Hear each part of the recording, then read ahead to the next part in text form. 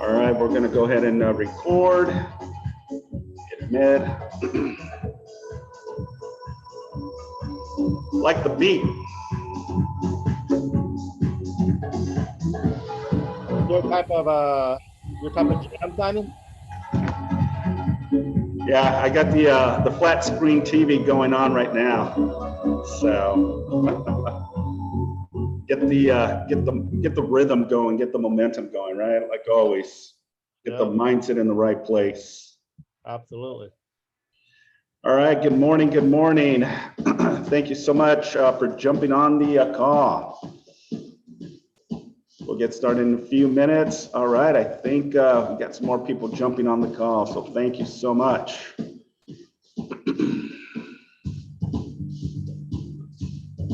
J10.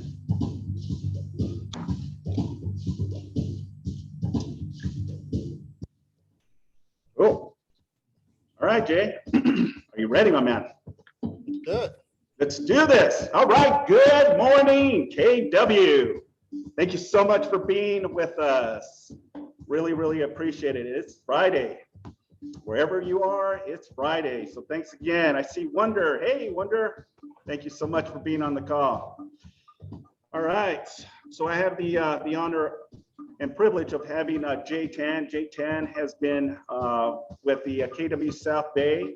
He's been in real estate and been doing sales for quite some time. So without further ado, let's get rocking and rolling. Jay, tell us a little bit about yourself. How's it going, everybody? First and foremost, thanks, Simon, for inviting me onto the call. I really appreciate it. It's a pleasure being here with you guys and sharing you with whatever I can. Yeah, so like Simon was saying, I have been doing sales for quite a bit. My long story short, I was actually living overseas for 10 years. I came back to the States with an executive recruitment company for around 11 years and really been in real estate. And I just had my 3rd year anniversary in the beginning of September. So I just started real estate 3 years ago, officially. That's pretty impressive, you know, and looking in the volume that you have done year to date, you know, Jay is roughly about 15 million in volume year to date, you know, and he's right now unit wise, you're about what, 15, 16 units closed? Yeah, roughly. Okay. Doing about $1 million a transaction. Yeah. So tell us, Jay, why real estate? You know, it's funny. I've always been interested in real estate and been involved in real estate one way or another. My parents have been investing in real estate. When I was doing recruitment, I actually recruited for real estate professionals, more on the construction, project management, you know, superintendent, more of the blue collar labor side of things. Right. But I've always been involved in developers and that bit of it. So, and honestly, the big reason was real estate really, and I really believe this, is the path to financial freedom. And I talk about this with a lot of my clients as well, that you are looking for a home on one side of it, but also in the long term, it's really, you know, building your own financial wealth here. Absolutely, 100%. Love that. So you say you just got into real estate 3 years ago. What an impressive track record, Jay. Year to date, as I mentioned, 15 million, you know, that's pretty awesome. And he's been very consistent. Now, what are some of the challenges that you face right now? And then we'll transition a little bit and kind of see how last year during pandemic, how did that also work for you? You know, the challenges are just like any other realtor out there that's just getting started, right? I mean, you know, I don't have a Rolodex of 10 years of past clients I can keep on calling. You know, I mentioned earlier, I was living overseas for 10 years. So when I came back to the States, where I'm from originally, it was really working with pretty much a blank slate. So a lot of the challenges as any realtor has is the prospecting bit of it and just trying to figure out, you know, what's the right avenue to really start developing a business. And, you know, we get hit with so many different things out there of, hey, you should advertise here, you should do this and do this. And coming into real estate, I had to kind of filter all that and really realize what is the best way.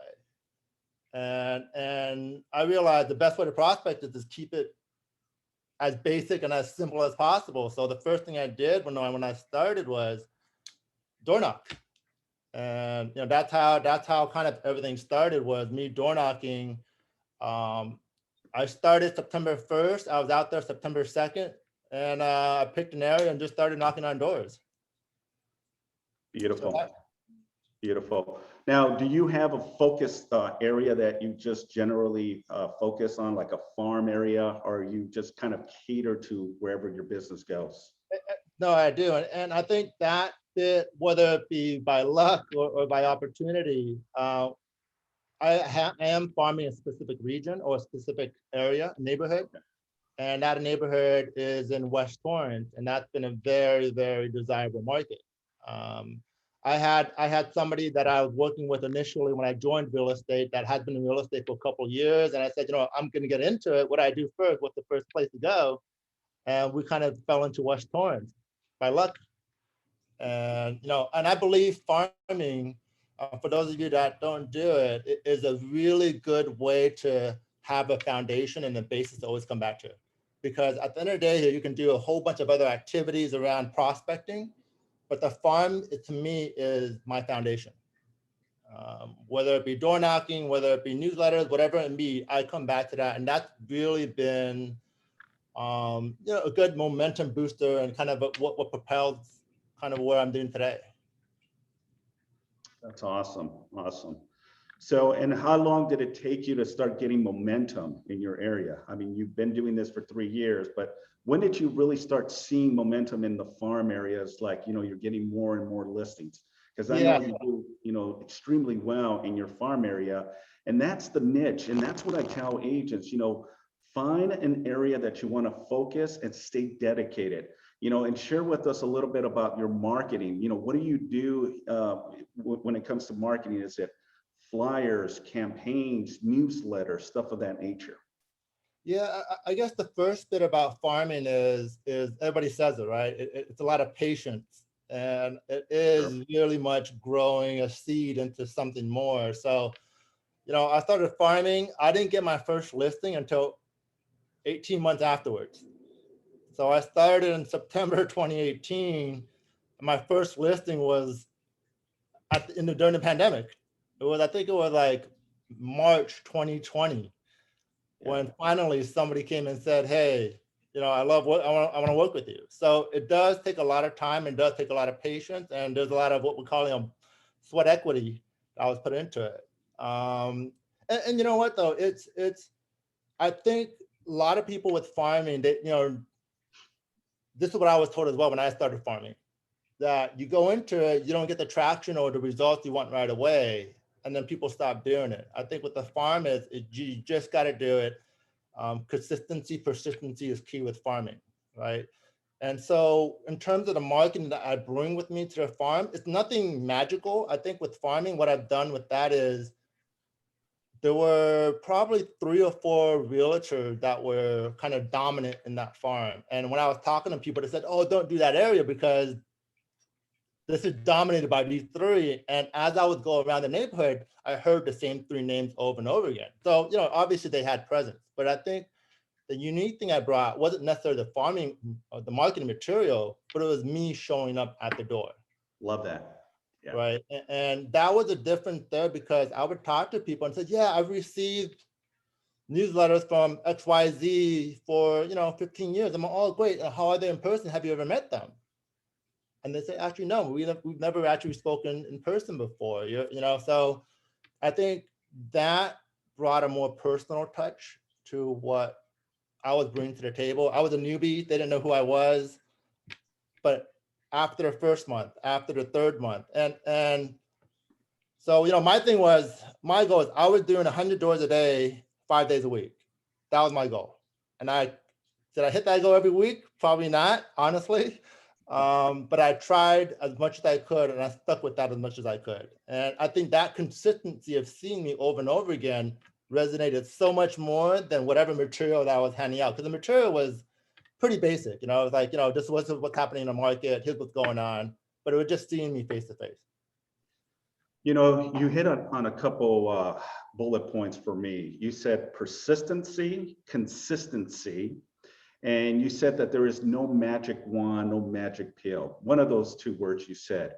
And you're so spot on, Jay, because that's, what leadership really entails, to really give guidance and tell our agents, it's not easy, right? We always talk about real estate is simple, but not easy. And the simplicity of our industry is, getting up, showing up, and dedicating your time.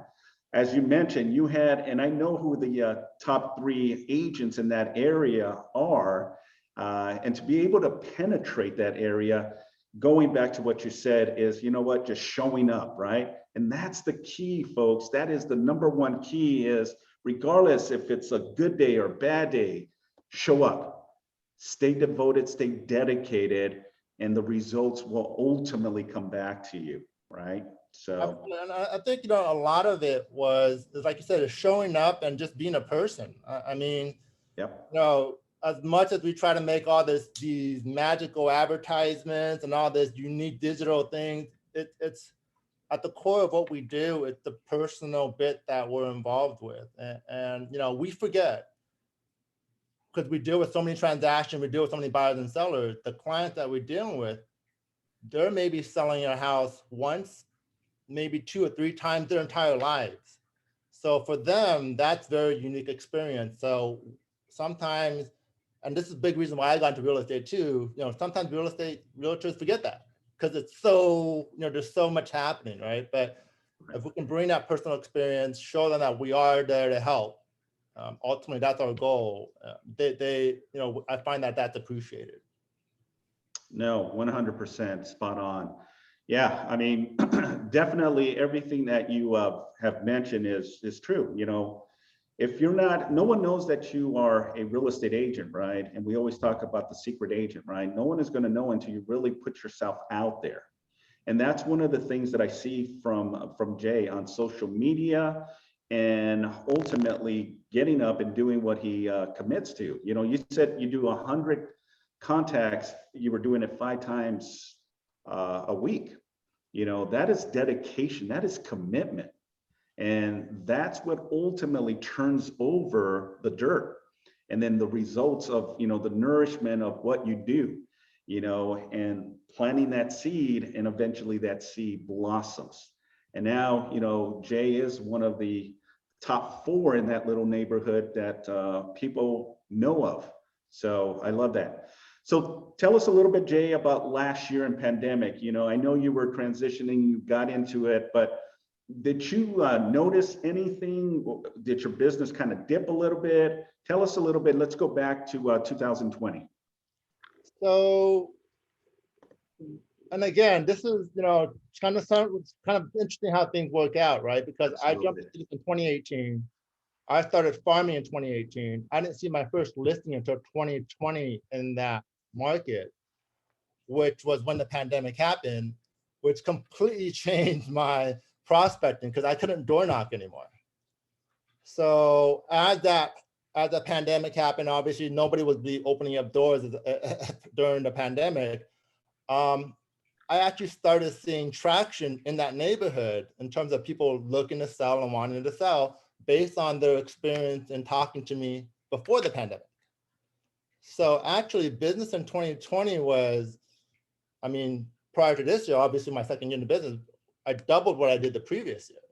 And a lot of that was just because of getting at it. And I guess, the sweat equity I had put in from door knocking in 2018, 2019, that helped. The farm came alive during that time. A lot of people came to me that I knew within my circle. So that's another area that we haven't spoken of, kind of the sphere of influence that you have.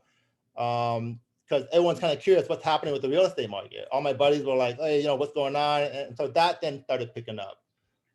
So a combination of my farm kind of coming to life, and then obviously just a general interest and inquiry of what's happening in real estate from my sphere of influence really started picking up in 2020. Love that. That is so cool. Awesome. Now, what does your marketing look like? Have you doubled up? Do you do anything different than you did previous years? Yeah.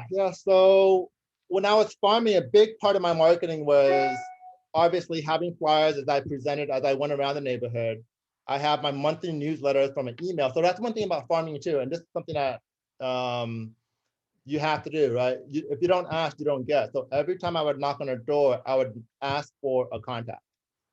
And so whether it be an email or a phone number, every time I get a conversation, I would say, hey, look, I would love to keep in touch with you. Do you have an email or phone number that I can just jot down?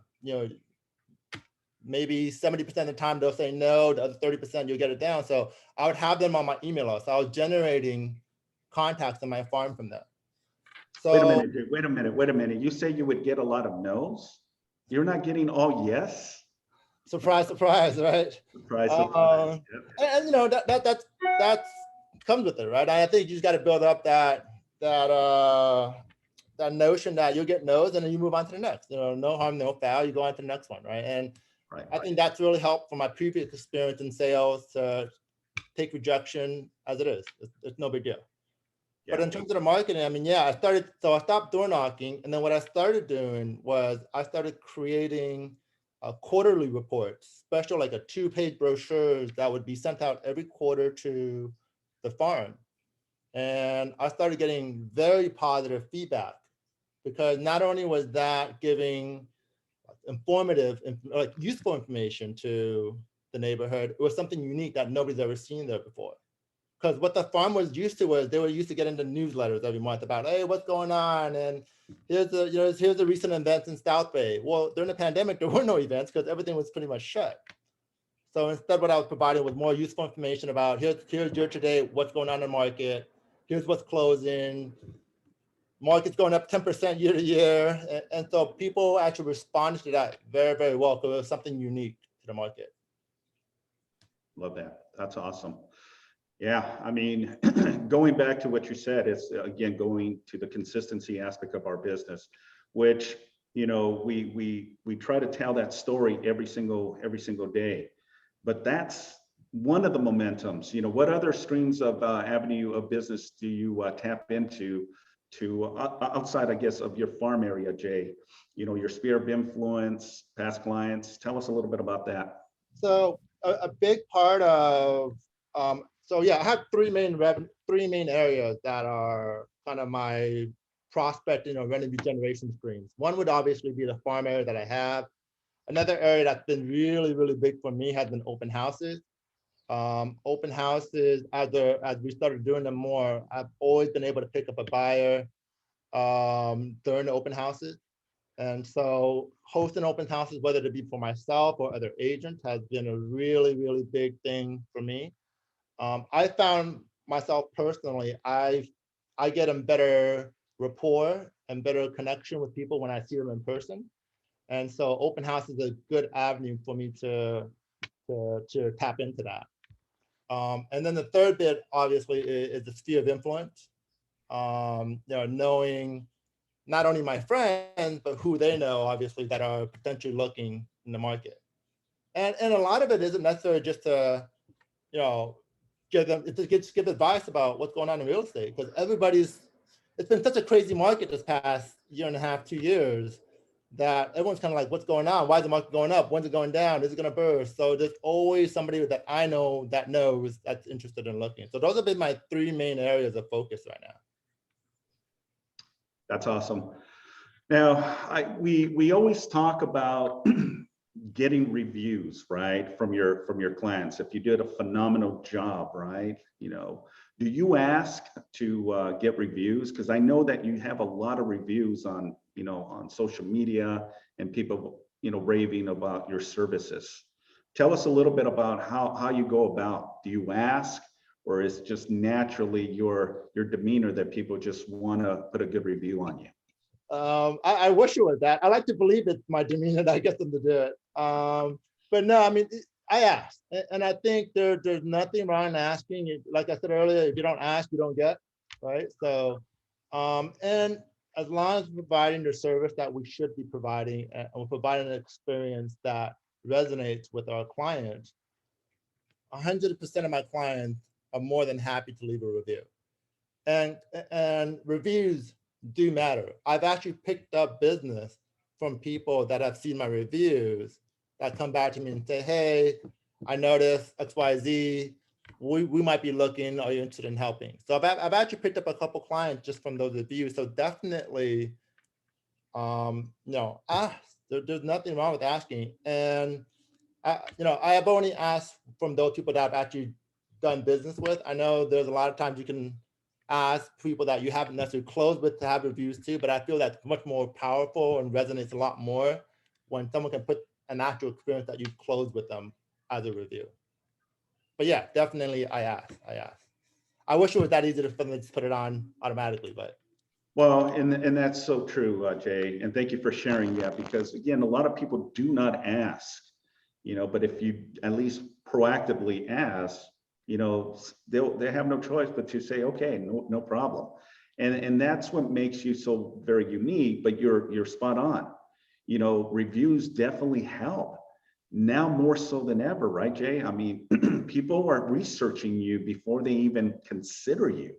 They're online, typing in J10 and trying to see what information they can get before they make a decision about selling their home or, in the process of purchasing a home as well. So it's very, very, very important. So. Yeah, a lot of those reviews that come up, or whether it be from listing or buyers,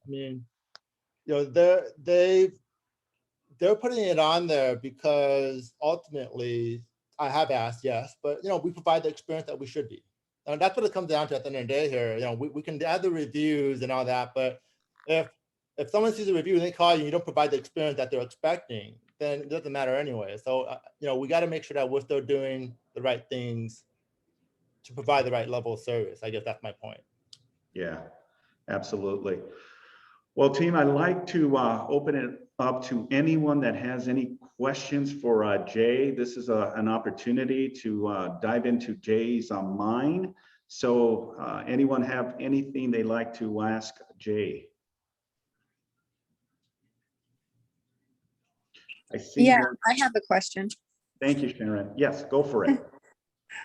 When you started farming, what kind of material did you send out? So when I started farming, it was very simple. What I did was I made just a list of active activity, meaning what was on the market, what was in escrow, and what had recently closed. And I would have a flyer with my information, and that's what I was handing out. And honestly, the material that you have isn't as important as it is the conversation that you're having with the person. 9 out of 10 times they took the material and they probably just threw it aside. It's really just a door opener for you to have that conversation. Because you can have it and go, okay, here's what's happening in the market. Do you actually follow the real estate market? Oh, you do. How's it going? Oh, great. Yeah. And that kind of just opens the door for wherever that conversation may lead. It may be, so it doesn't necessarily, a lot of times the conversation wasn't even about real estate. It was like, oh, how long you lived there for? Wow, how do you find the neighborhood? So if you're new to a farm, actually, don't be afraid to say that you're new, because a lot of people love talking about the neighborhoods, right? And so for me, it was like, oh, I am looking to, I'm a realtor. I'm looking to, understand a bit more about what's happening here in Torrance. And that kind of opens up a floodgate for a lot of people, because a lot of people here have been here for 20, 30, 40 years. So they love telling their stories about the area. So that's really been kind of how things start. The material is there, very generic, but it's the conversation that you have with the people. Thank you so much. Thank you, Sharon. We have a question on the chat. It says, how do you ask for reviews? Do you ask them to go onto Zillow? Yeah. My two review platforms, and I'm happy to hear if you guys have any other suggestions as well, but the two main ones that I have are Zillow and Yelp. And so, after the transaction ends, I always, make sure I ask the question to say, look, do you mind giving me helping out and posting a review? And I always make the joke and say, hey, if it's a bad review, don't worry about it. But if it's a good review, please remember to put it on. And I send them a link after this closes. I go back, I send them a link, and I just tell them to copy and paste that over to the Yelp as well. It's a very direct and easy question to ask. Awesome. Next question. When you door knock your farm area, what is your closing line to get the contact information? Good question. And honestly, like there's a little bit of difference because how the conversation goes on. If we're having a great conversation, I'm saying, great, I would love to just keep in touch with you. Do you mind if you have an email or phone number that I can just add you to have and add you onto my email list?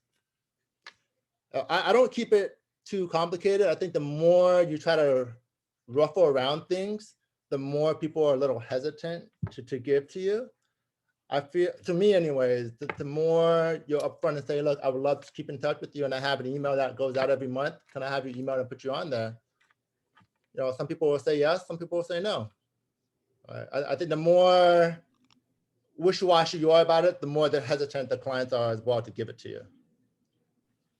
Yeah. Well, at the end of the day, right, just ask. And yeah. Say yes, fantastic. If they say no, you respect that as well, right?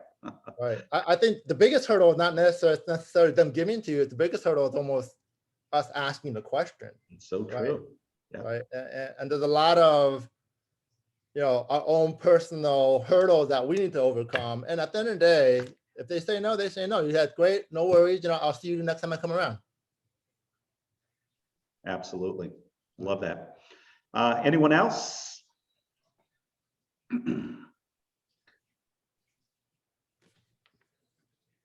I don't see any other on the chat. I have a question. Sorry. Yes. Hey, so do you have any strategy? Do you have any email strategy? Like, what's your email strategy? Like, so, Monty? Yes, go ahead. Sorry, so you're kind of breaking up on my end, but you were asking like, what's my email strategy, right? Yeah, exactly. So you have a farm, you have SOI, you have contacts, right? So do you send them emails at some intervals? What do you send them? Yeah, so every month I have an email that goes out, and the email is an update, right? And the purpose of the email is obviously just to make sure that I'm keeping it in front of them, right? The information could be about a recent close I had. What I found very useful with some of the information we're providing, Simon, is that every quarter we have the buyer and seller guides. So I attach those to the email as well, kind of just provide information about what's going on in the market. Also, and I think you guys can try this too, if you guys are okay with it, I from time to time will also provide a link to my Instagram and my Facebook to add a little personal touch to the newsletter, just to tell them, hey, like my family had a vacation to Hawaii. Here's how that was. And I add a link on there just to make it a little bit more personal, because every email that's on my list, I one time or another would have spoken to that person, right? So you want to add that personal touch to it too. Awesome. Another question came in for you, Jay. Buyers, excuse me, how long does it take you to land your buyer? How long did it take to land a buyer? I guess like through an open house or I'm sorry. The question is, how long did it take you to get your first buyer? Oh, my first buyer. Okay. So again, unique experience. I started in September. I had a rental listing that I got through a referral. And through the rental listing, this was probably, I started September, I got my rental listing in November. And through the rental listing that people were applying to the rental, I was able to convert one of the applicants who was a veteran. So I said to the veterans, hey, look, why would you want to pay X amount of money on a rental when as a VA, you have a zero down payment option, which your mortgage and your rental could be the same thing. Why not go that way? So within my first, September to December, November-ish, I got my first buyer and I closed my first deal that December. So just, again, being able to advise and help and saying, yeah, why pay the same amount of money on a rental when you can have that as a mortgage? And that was 2018. Now they have equity in the property. So it worked out very well. Awesome. Philip is asking, is it okay to ask your year-to-date in production? Yeah, I guess. I think Simon mentioned earlier, I'm around 15 mil in volume year so far, and I'm opening up an escrow today. I have another one closing in a month. So hopefully I should be at 17 by October, mid-October. The goal is to get to 20. That's my goal. The goal is to get to at least 20 million, and we're going to definitely push hard to get you there, Jay. So good question, Philip. Thank you for asking. All right. Any other questions before we cut you loose, guys? Are you doing any paid marketing? Hey, thank you. Paid marketing as in like online stuff? I pay for my own flyers, if you mean paid marketing, but if you're talking about like online, no, I tried that. I tried to do like Facebook ads, and I've gotten leads from there, but haven't converted. I've heard that just takes a while. I do for every listing, I do Facebook ads. I do that on every listing. I do Facebook ads, but I don't do it consistently where it's always an ad all the time. I did do that before and it hasn't worked out too well for myself, but you do get leads, you do get contacts from it. I will say that. I hope that kind of answers your question, Camilla. All right. Thank you. All right, team. Well, if there is no other questions, let's thank Jay Tan for being on the call. Thanks again, Jay. Really appreciate you taking time from your busy schedule. Happy Friday to each and every one of you. And let's go crush it, guys. Thanks again, Jay. Thank you again for being with us. Thank you. Thank you. Thanks, Jay. Phenomenal day, productive day, and a wonderful weekend. Take care. Thank you, Jay. Thank you, Simon. Bye. Have a great day, everyone. Good luck out there. Thanks again.